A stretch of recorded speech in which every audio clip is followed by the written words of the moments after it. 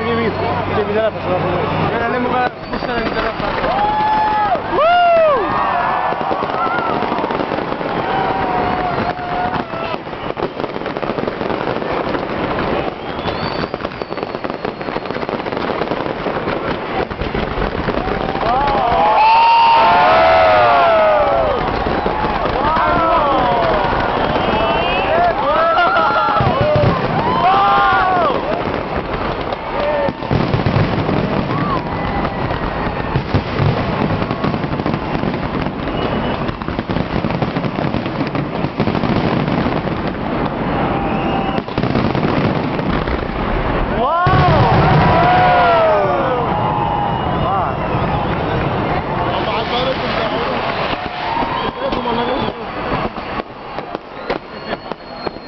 Gelecek ortaya o.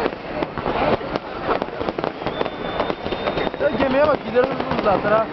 Gemiden atın. Gemiyle eller şey diyor. Çıplak ediyor.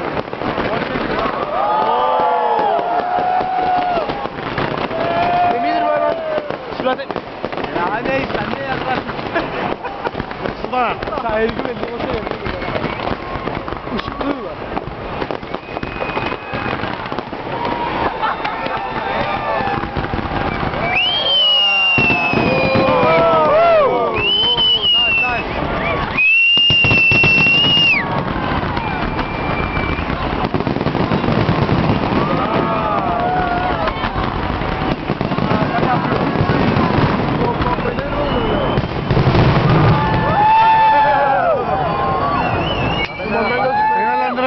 Girişe bak, girişe şimdi nasıl gerekli?